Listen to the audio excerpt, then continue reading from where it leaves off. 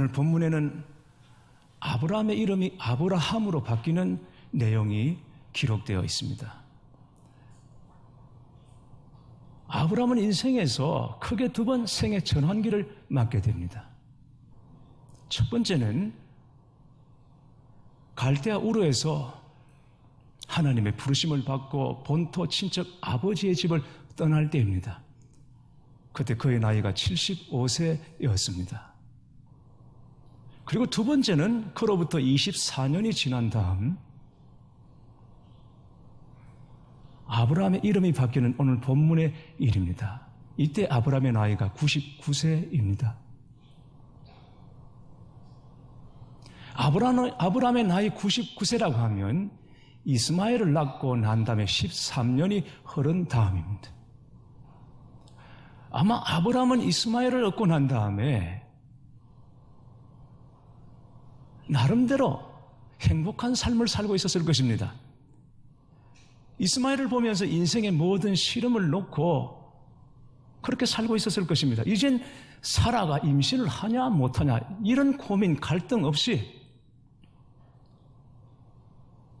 13년이면 이제 곧 성인이 될 테고 그리고 결혼을 할 테고 그렇게 해서 후손을 낳으면 이 이스마엘을 통해서 하나님께서 약속하신 것이 이루어지지 않을까라는 믿음을 갖고 살았을 것입니다. 아마 이때 아브라함은 세월이 약이겠지요 라는 노래를 부르고 있었을지도 모릅니다. 그런데 아브라함이 99세가 되었을 때 하나님께서 아브라함을 찾아오셨습니다. 오셔서 아브라함에게 뭐라고 말씀하십니까? 나는 전능한 하나님이라. 너는 내 앞에서 행하여 완전하라. 이런 말씀이었습니다. 왜 하나님께서 아브라함을 찾아오셔서 자신을 전능한 하나님이라고 선언하시겠습니까? 나는 전능한 하나님이라. 너는 내 앞에서 행하여 완전하라. 하나님이 아브라함에게 오셔서 자신을 전능한 하나님이라고 선언하는 이유는 아브라함이 하나님을 전능하신 하나님으로 믿지 않았기 때문입니다. 하나님의 약속이 있었지만 그 약속이 성취되지 않았고 그리고 성취될 가능성도 이미 다 지나가고 있었던 것입니다. 이제는 모든 것이 다 끝났다고 생각했습니다. 하나님은 아브라함을 갈대아 우르에서 처음 부르실 때부터 여러 민족의 아버지가 되게 하리라고 약속하셨습니다. 그러나 그 약속이 아직 성취되지 않고 있습니다. 어떨 때는 밤중에 아브라함을 밖으로 불러내셨습니다. 하늘을 보라. 봤습니다. 뭐가 있냐? 별이 있습니다. 별을 한번 세봐라. 하나님 다 셀 수 없습니다. 그만큼 네 자손이 많게 되리라. 그렇게 약속하셨습니다만 별은 언제나 총총한 채로 그대로인데 자식이 없는 채 24년이 지나가고 있었습니다. 그럼에도 매번 오실 때마다 같은 말씀을 하시니 아브라함이 믿을 수 있겠습니까? 아브라함이 전혀 믿음 없는 사람은 아니지만 그러나 이 자녀에 관한 약속만큼은 믿을 수가 없게 된 것입니다. 왜냐하면 하나님께서 번번이 그 약속을 이루지 않으셨기 때문이죠. 아브라함이 믿기는 그랬습니다. 아브라함 생각에는 하나님이 약속하시고 이루지 않으신다라고 생각한 것입니다. 창세기 17장 18절에 보면 이렇게 말합니다. 아브라함이 이에 하나님께 아뢰되 이스마엘이나 하나님 앞에 살기를 원하나이다. 99세 때 찾아오셔서 이전에 했던 말씀을 똑같이 하시니까 아브라함이 뭐라고 말합니까? 이스마엘이나 하나님 앞에서 살기 원합니다. 무슨 뜻이에요? 하나님, 이제 자식 문제에 대해서는 더 이상 말씀하지 말아주세요. 이제 그 말씀은 그만하세요. 이스마엘 하나 보고 그냥 살겠습니다. 이런 뜻인 것입니다. 그런 아브라함에게 하나님은 자신을 전능하신 하나님이라고 선언하십니다. 전능하신 하나님은 히브리어로 엘샤다이라고 합니다. 엘샤다이는 세상에서 능치 못함이 없으시고 행하지 못할 일이 없으신 그런 하나님이라는 것입니다. 하나님은 무슨 일이나 다 하실 수 있습니다. 약속하셨으면 그 약속을 능히 성취하시는 하나님이십니다.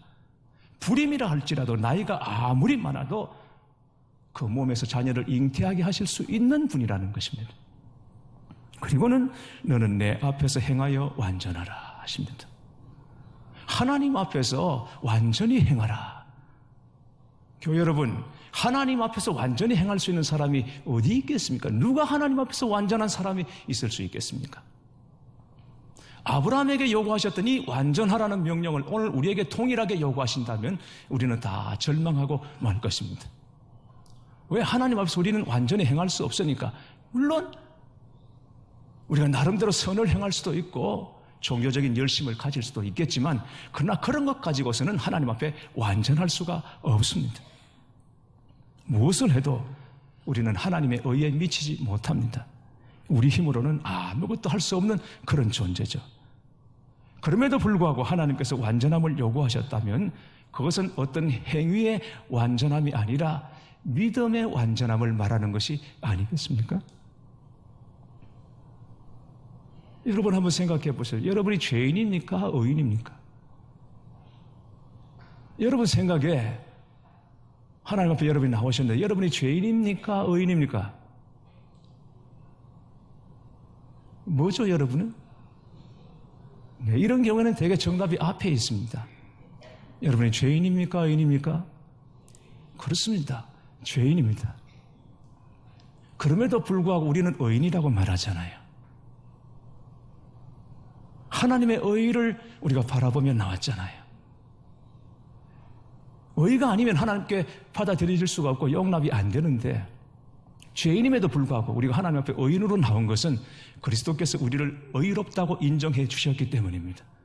주의 피로 우리를 덮어주시고 그 피로 말미암아 의롭다고 여겨주셨기 때문인 것입니다.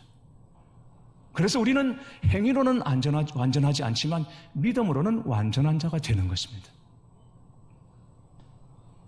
그러므로 하나님께서 아브라함에게 너는 내 앞에서 행하여 완전한 자가 되라는 것은 행위로 완전한 자가 되라는 것이 아니라 이제는 불신앙을 던져버려라. 내가 약속해놓고 이루지 않는다고 네 스스로 판단하고 실망하고 좌절하고 그렇게 행했던 모든 불신앙을 던져버리고 이제는 믿는 자가 되라. 과거에 묶여서 살아가지 말고 과거를 떨쳐버리고 믿음으로 다시 일어서라. 이런 말씀이 되겠습니다. 이 말씀 앞에 아브라함은 무릎을 꿇고 엎드립니다. 그때 하나님께서는 아브라함에게 새로운 이름을 허락해 주십니다. 5절 말씀을 보겠습니다. 이제 후로는 내 이름을 아브라함이라 하지 아니하고 아브라함이라 하리니 이는 내가 저를 여러 민족의 아버지가 되게 함이니라 그랬습니다. 하나님께서 아브라함에게 새로운 이름을 주신 것은 아브라함이 99세가 되었지만 다시 출발하라는 말인 것입니다. 지금까지는 이스마엘로 아들을 삼고 만족하고 살았지만 그것은 하나님이 계획하신 길이 아니었습니다. 그것은 하나님께서 계획하신 아브라함의 인생이 아니었던 것입니다.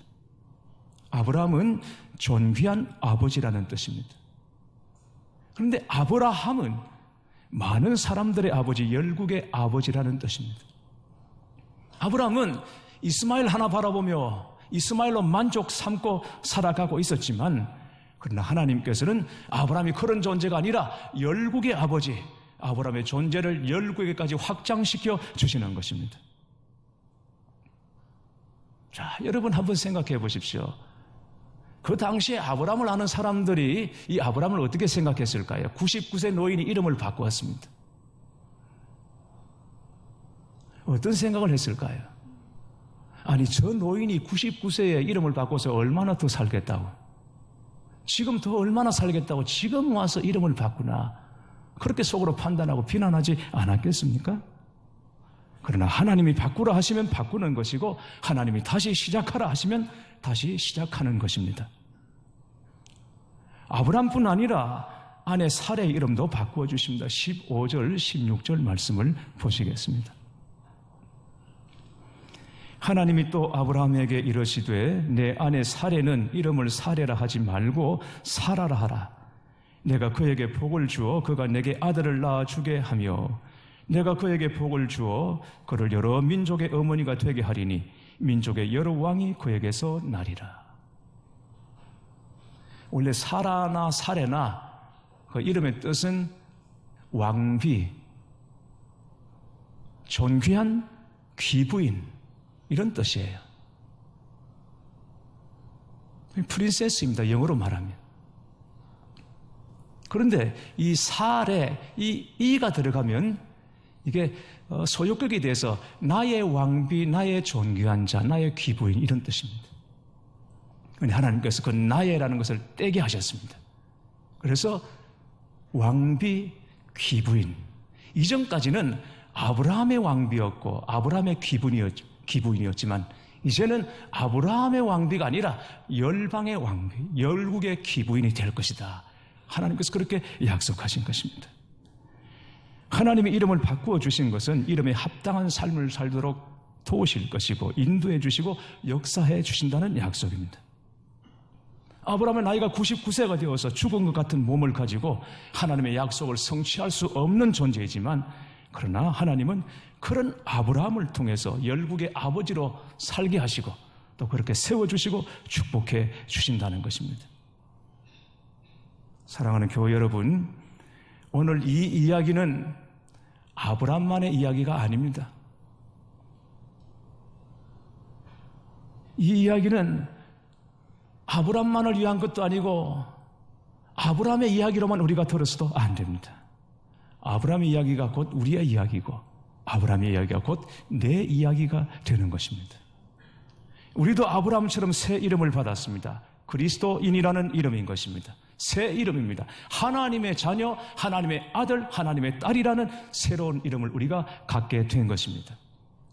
그리스도인, 하나님의 딸, 하나님의 아들, 어쩌다가 이 이름을 얻어서 오늘 우리가 이 자리에 앉아 있는 것이 아닙니다. 어쩌다 보니까 하나님의 딸이 되었고 어쩌다 보니까 하나님의 아들이 되었고 어쩌다 보니까 우리가 서로 그리스도인이라고 부르게 된 것이 아닙니다. 우리가 이 세상에 태어나기 전에 우리가 어머니의 뱃속에서 형질이 지어지기 전에 이미 하나님께서 계획하셨고 이루신 일입니다. 그 일을 위해서 하나님께서는 독생자 예수 그리스도를 이 땅에 보내주셨고 십자가에 내어주셨고 못 박혀 피 흘리고 살 찢기게 하시면서 이루신 구원으로 얻은 이름이 그리스도인인 것입니다. 우리는 그 이름을 얻기에 합당한 자가 아니지만 그런 삶을 지금까지 살아오지 못했지만 여전히 죄 가운데 빠져 있었지만 하나님이 우리를 찾아오시는 그 순간에도 우리는 죄 가운데 있었지만 하나님은 이 그리스도인의 이름을 우리에게 주시기를 주저하지 않으시고 주신 다음에는 한 번도 후회하신 적이 없는 이름인 것입니다. 이게 바로 그리스도인입니다. 하나님은 나 같은 사람을 하나님의 아들로 삼으시고 나 같은 사람을 하나님의 딸로 삼으시고 그런 다음에도 계속 불순종하고 거역하며 믿음 없는 가운데 살아가고 있음에도 불구하고 하나님의 딸, 하나님의 아들이라는 이 자격을 한 번도 철회하신 적이 없으시고 그 일을 후회하신 적이 없는 이름 바로 하나님의 아들, 하나님의 딸인 것입니다. 십자가로 허락하신 이름인 것이죠.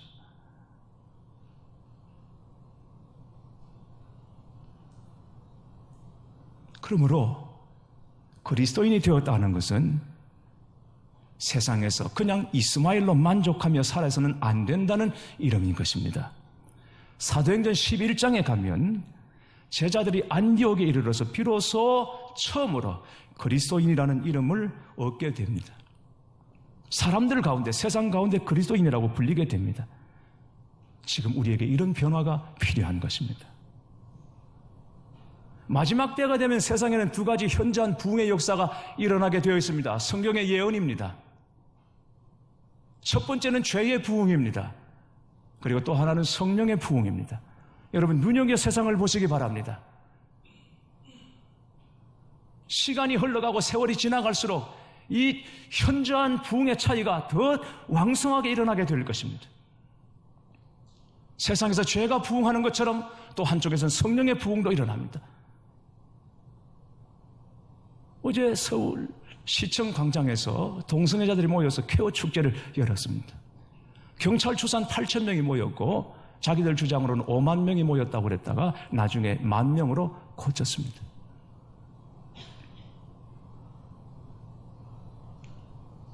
그런데 그게 뉴스를 보니까 피켓을 든 젊은 사람들이 있는데 그 쾌어 축제에 모인 사람들 대부분이 젊은 여성들이라는 것입니다. 젊은 사람들. 그런데 그 중에 보니까 피켓을 들고 있는 젊은 이 여성들이 있는데 보니까 하나님은 성소수자도 사랑하십니다. 여러분, 맞는 말입니까? 틀린 말입니까? 맞는 말입니다. 하나님은 성소수자를 사랑하십니다. 성소수자도 하나님은 사랑하십니다. 그러나 그 행위 자체를 사랑하시는 것은 아닙니다. 하나님은 성소수자도 사랑하십니다. 모르긴 해도 그런 그리스도인일 가능성이 많습니다. 그러나 그런 일만 있는 것이 아닙니다. 그리스도인이라는 이름을 가지고 진짜 그리스도인으로 살아가려고 씨름하는 작은 그리스도인의 행렬, 이 부흥의 역사도 지금 일어나고 있습니다. 지난 수요일에 제가 말씀드린 것처럼 요즘 국민일보에서 연재하는 기사가 있습니다. 중학교, 고등학교 이 학교 안에서 아이들이 수업 시작하기 전에 먼저 모여서 말씀 나누고 기도하는 거룩한 운동들이 일어나고 있습니다. 그 아이들은 자기들끼리 모여서 팔찌를 만들어서 낍니다. 이 팔찌에는 뭐라고 새겨져 있냐면 우리는 학교에서도 그리스도인입니다. 그리스도인이라는 것입니다. 교회에서 그리스도인이면 학교에서도 그리스도인이라는 것입니다. 이 아이들이 반대와 방해를 무릅쓰고 장소를 옮겨가면서 우리는 학교에서도 그리스도인입니다 라고 선언하며 기도하고 말씀을 나누는 거룩한 운동이 지금 일어나고 있습니다. 두 가지 부흥의 운동입니다.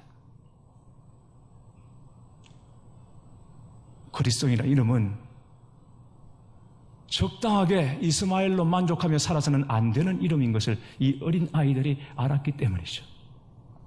그래서 그 이름 가지고 씨름하고 그 이름 가지고 싸우고 이 아이들이 눈물로 기도하고 있는 것입니다. 하나님께서는 아브라함을 열국의 아버지로 세우십니다. 열국의 아버지는 크게 생각하고 크게 보는 사람입니다. 아브라함의 눈에는 이스라엘만 보이지만 그러나 아브라함의 눈에는 이삭이 보이게 되는 것입니다.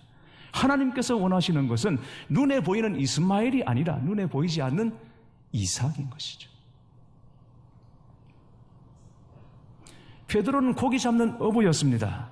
그의 관심은 언제나 얼마나 많은 고기를 잡을 수 있는가라는 것이었습니다. 고기를 많이 잡으면 좋았고 안 잡히면 안 좋았습니다. 그러니까 베드로의 삶의 기쁨, 슬픔, 행복, 불행의 조건은 고기를 잡았느냐 못 잡았느냐 여기에 갈려지는 것이죠.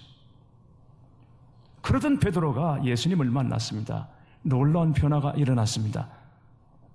하루는 밤새도록 수고를 해도 고기 한 마리 잡지 못했다가 예수님께서 오셔서 배 오른편에 그물을 던지라 이 말씀에 순종했더니 그물이 찢어질 정도로 고기가 많이 잡혔습니다.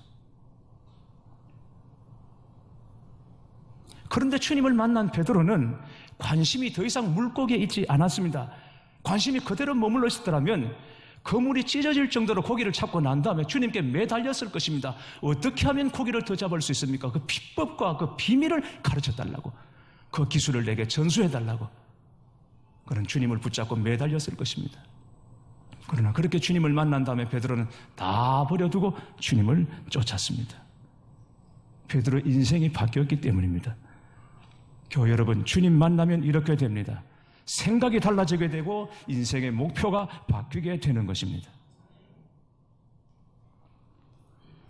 대부분에 따르면 우리나라 한 해 16만 명이 그 정도 사람들이 새 이름으로 살고 싶다라고 계명을 신청한다고 합니다. 최근에는 경기가 나빠지면서 취직을 위해서 이름을 바꾸는 20, 30대 젊은이들이 많이 늘어나고 있다고 합니다. 그 이름들을 들어보면 아 그렇구나 싶은 이름들이 있습니다. 이를테면 김치국이라든지 김한여라든지 조진아라든지 경운기라든지 또 김무식, 서동계, 홍한심, 강호구 실제로 있는 이름들입니다. 이름들을 바꿔달라고 개명하는 사람들이죠. 여러분 프로 골프 최경주 씨 아시죠? 최경주 씨. 최경주 씨 본명이 뭔지 아십니까 여러분? 최경주. 원래 본명이 최말주였습니다. 여러분, 이 말주 가지고 세계를 누빈다고 생각해 보십시오.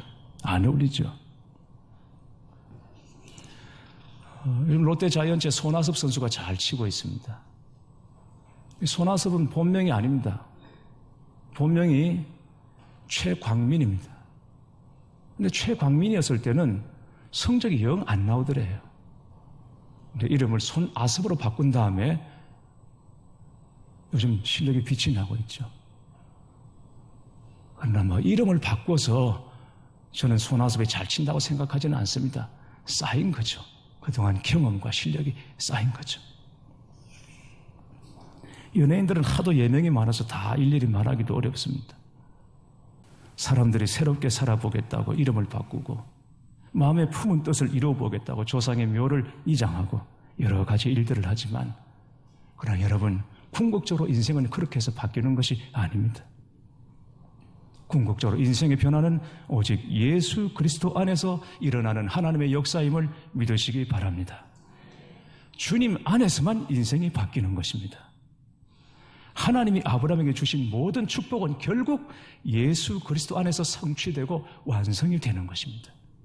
인생의 변화는, 인생의 회복은, 인생의 치유와 인생의 축복은 오직 예수 그리스도 안에서 일어나는 것입니다. 하나님이 약속하신 것이 예수님을 통해서 이루어집니다. 성취되는 것입니다. 지금은 내가 있어도 그만, 없어도 그만인 사람일지 모르지만 하나님께서는 우리가 어디에서나 꼭 있어야 될 사람으로 쓰시기 위해서 오늘 이 자리에 우리를 불러주신 줄 믿습니다. 우리가 아브라함에서 아브라함으로 바뀔 수 있는 것은 우리 하나님께서 전능하신 하나님이기 때문입니다. 참으로 어려운 가운데서도 우리 인생에 소망이 있는 이유는 하나님께서 우리와 함께 하시기 때문입니다.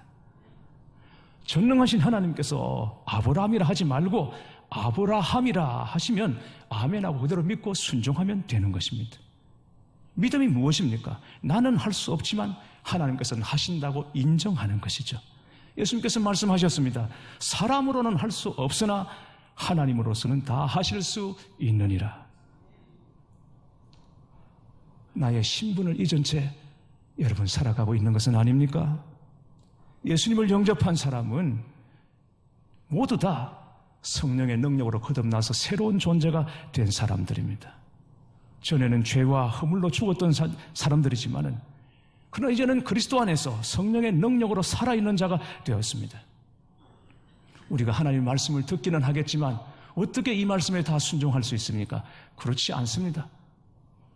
하나님의 말씀은 듣는 영이고 그대로 살아가는 것은 아니라고 여러분 말하지 마십시오.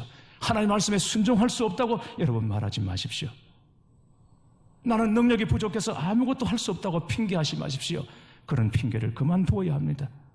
왜냐하면 이제는 우리가 사는 것이 아니라 우리 안에 그리스도께서 사시기 때문인 것입니다. 그래서 나는 그리스도인인 것입니다.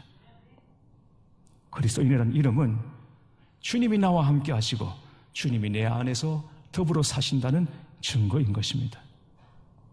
사랑하는 교회 여러분, 그리스도인답게 당당하시고 그리스도인답게 명예롭게 살아가시고 그리고 그리스도 예수 안에서 약속하신 하나님의 약속을 이루어 가시는 여러분의 삶이 되시기를 주님의 이름으로 축원합니다.